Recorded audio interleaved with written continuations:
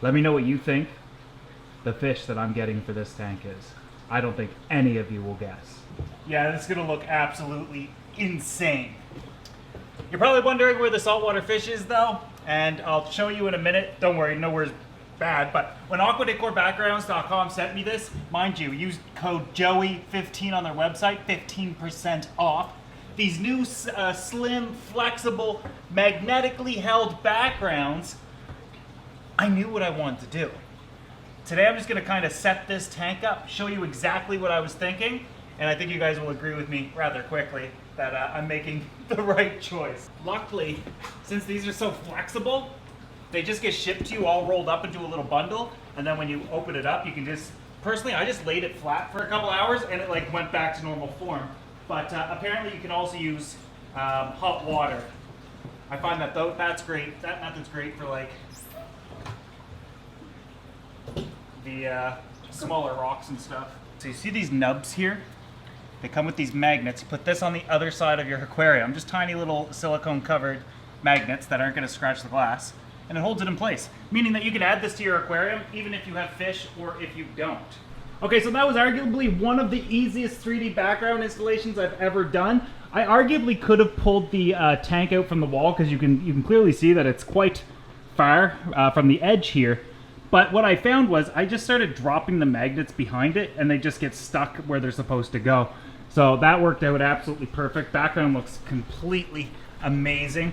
And when I install the backgrounds and I drill through the back of the background, or I'm sorry, when I install the filtration, that will go back through there because the filter kind of sets up over there. Okay, now I really want to move on to the rocks. I'm totally excited about this tank, especially the potential stocking. So there are a couple of different styles of the rocks they sell. One is like the hollow type. So obviously this would sit flat down, but there'd be nothing wrong with it going like this in the tank. And then look in the back. Maybe the fish use it as a breeding cave or additional cover. I don't need that for this tank. I have a different idea. So the idea here is to kind of build rock piles and have manzanita wood tie it all together. The other type of rock is like this fully enclosed type. So it literally looks like a full rock, but there's a slice in it so you can let air out and whatever. But it's lightweight. I definitely want to do a couple of rock piles. And I think one of the best bets is to kind of put the rocks in and make them kind of join together. So it kind of looks like they kind of fell in that position, or it's been years and years and years. And it's almost like, you know, they fit perfectly together. Capitalizing on flat spots and divots. I mean, if you take a look at this, it doesn't kind of get much better than that.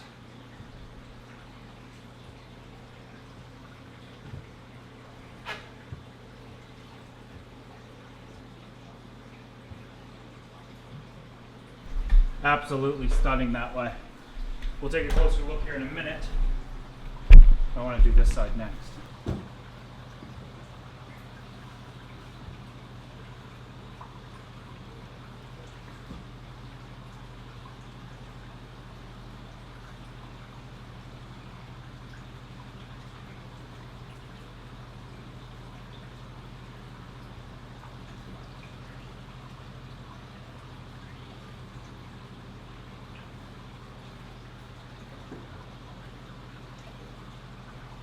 Now I need some wood.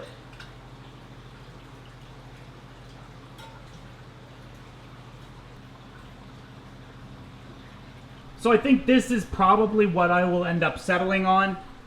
Mind you, the glass is a bit foggy because it was salt water in here just a minute ago. Once this clears up, add a nice brown sand, likely some Indian almond leaves. I'll probably mess around with the wood a little bit more, but I'll give you a look at what I was seeing. So the priority is to make sure fish can swim all around, plus they've got tons of hiding spots, etc. But they can do that on both sides. I do think the wood was an absolute necessary addition. I think it just looks absolutely phenomenal like this. One of my concerns though is like I want it to kind of look cool from this side as well. So I made sure that the bottoms of the wood were actually touching the glass, so it kind of looks like maybe they're coming up out of the ground. I also didn't want to make these matching, so a little less wood over here than here. This rock pile's bigger, brings more height to the tank because those branches go up 24 inches. And then this one's a little bit more subdued. However, we also have to worry about the flow of the tank. The flow is going to be coming from this way. If it were coming from this way, it's going to have to, it'll blow around the branches and kind of diffuse the flow. But here, we'll be able to get all throughout the tank. Let me know what you guys think. Nice open swimming space. You guys know I love to create that in all of my tanks.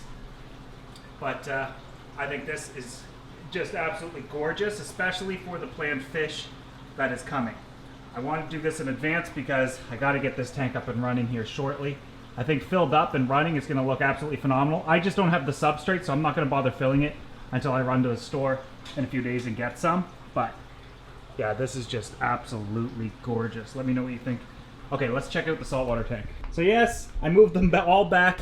There's Dwight. He's getting upset like, bro, stop moving, and lionfish are all fine. This isn't harmless to them anyways.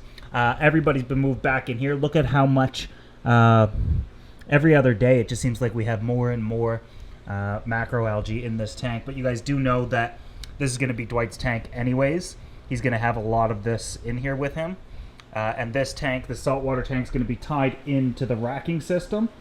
And it'll look fantastic that way. And the lionfish are getting their own tank as well.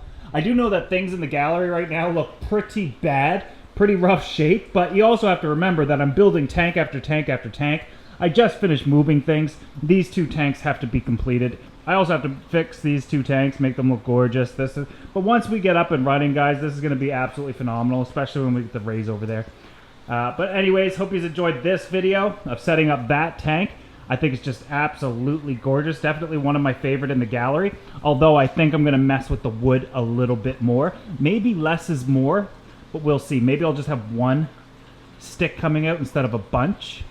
Yeah, maybe I'll do that. But of course, in the update, when we start filling this tank and, you know, obviously adding the fish and substrate and whatnot, you'll be able to see the final look then. I'm definitely thinking about removing a couple little pieces, maybe just having one sticking out from the rocks, like one big branch.